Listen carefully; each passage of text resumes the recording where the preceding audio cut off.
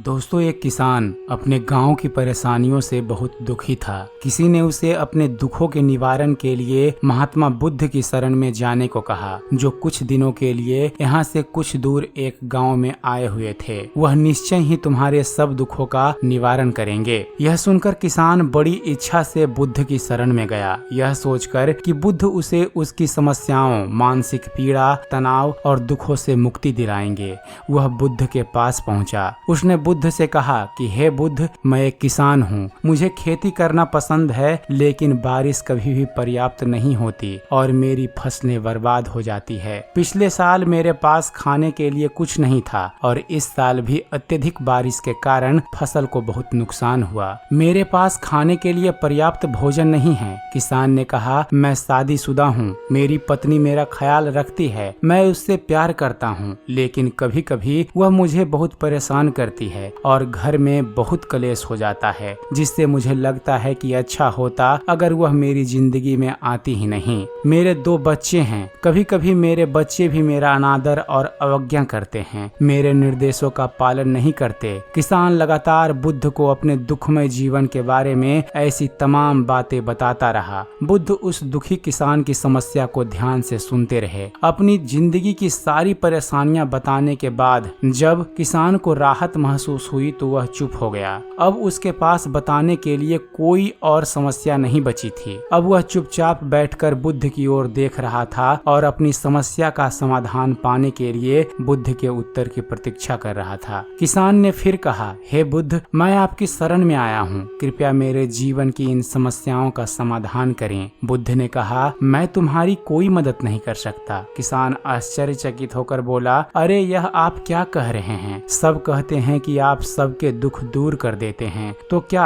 आप मेरी समस्याएं हल नहीं करेंगे इसलिए कि मैं एक गरीब किसान हूँ? तब बुद्ध ने कहा, मुश्किल हर किसी के जीवन में आती है। जीवन में दुख और परेशानियां आना स्वाभाविक है। व्यक्ति के जीवन में अक्सर उसके कर्मों के अनुसार परिस्थितियां बदलती रहती है, जिससे सुख, दुख, निराशा और क्रोध आता है। नए रिश्ते का बनना, पुराने रिश्तों का बिगड़ना, रिश्तों में मिठास और कड़वाहट, यह सब सामान्य है। यह जीवन का हिस्सा है और यह जीवन का चक्र है। हकीकत तो यह है कि हम सभी के जीवन में 83 प्रकार की कठिनाइयां हैं। इन कठिनाइयों का समाधान आप और मैं नहीं कर सकते, कोई भी नहीं कर सकता। जिंदगी और जिंदगी में बनने वाले रिश्ते स्थिर नहीं होते। एक दिन रिश्तेदार भी चले जाएंगे और जिंदगी भी खत्म हो जाएगी, लेकिन ये समस्याएं वैसी ही रहेगी जैसे आज आपकी जिंदगी में है और कल किसी और की जिंदगी में होगी। बुद्ध की इन सब बातों को सुनकर किसान अपना नियंत्रण खो देता है और क्रोधित हो जाता है और ऊंची आवाज में बुद्ध से कहता है कि हर कोई कहता है कि तुम एक महात्मा, एक सिद्ध पुरुष और एक प्रबुद्ध व्यक्ति हो। मैं इस विश्वास के साथ आया हूँ कि आप मेरी मदद करेंगे। यदि आप मेरी समस्याएं हल नहीं कर सकते तो मेरा यहाँ आना व्यर्थ था। हर कोई झूठ बोलता है कि आप समस्याओं का समाधान करते हैं। आपने मेरी एक भी समस्या का समाधान नहीं किया। आपसे अच्छा तो वह महात्मा है जो 2 वर्ष पहले मेरे घर आए थे। उन्होंने मेरे लिए यज्ञ करवाया, दान दक्षिणा दिलवाई और मेरे मन को असीम शांति मिली। कुछ सुख भी बढ़े और कुछ दुख भी कम हुए, लेकिन आपने मेरी कोई भी समस्या हल नहीं की। आपने मुझे सीधे तौर पर मना कर दिया। बुद्ध ने कहा, क्या वह सब करने से जीवन के सारे दुख समाप्त हो गए?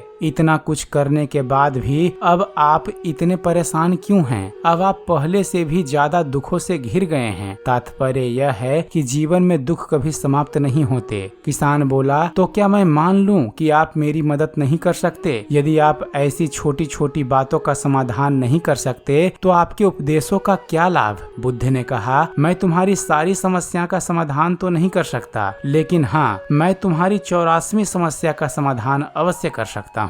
किसान आश्चर्यचकित हो गया और बोला, 84वीं समस्या क्या है? बुद्ध ने कहा, यानी कि तुम अपने जीवन में कोई समस्या नहीं चाहते। आपकी सारी समस्या इसी समस्या के कारण उत्पन्न हुई है। यदि आप इस तथ्य को स्वीकार कर लें कि जीवन में समस्याएं मौजूद हैं और समस्याएं जीवन का हिस्सा है, तो आप जीवन की समस्याओं से विचलित नहीं हो पाएंगे। आप जीवन में आने वाली समस्याओं से विचलित हो जाते हैं क्योंकि आपको लगता है कि आप दुनिया के सबसे दुखी व्यक्ति हैं, जबकि सच्चाई यह है कि हर किसी को अपना दुख सबसे ज्यादा महसूस होता है। लेकिन जिस दिन आप यह समझने लगेंगे कि मेरा कष्ट अन्य लोगों की तुलना में बहुत कम है, उस दिन से कोई भी दुख आप पर प्रभाव नहीं डाल पाएगा। जब तक आप नहीं चाहेंगे कि आपके जीवन में कोई परेशानी ना आए और आप हर दुख दर्द से बचे रहें, तो यह संभव नहीं है। ऐसे में छोटा सा दर्द भी आपको बेचैन कर देगा और आपकी मानसिक शांति भंग कर देगा। अगर आपके जीवन से परेशानियां पूरी तरह से दूर हो जाए, अगर आपको हर दिन हर पल बिना दुख और कठिनाइयों के जीवन जीने को मिलेगा, तो आप ज्यादा दिन तक ऐसा नहीं जी पाएंगे। एक समय आएगा जब आप हर दिन एक ही तरह की जिंदगी जीने से पूरी तरह से तंग आ जाएंगे और ऊब जाएंगे, क्योंकि जीवन में किसी भी चीज की अधिकता जीवन के लिए भयानक समस्याएं पैदा करती है। आरामदायक जीवन जीने से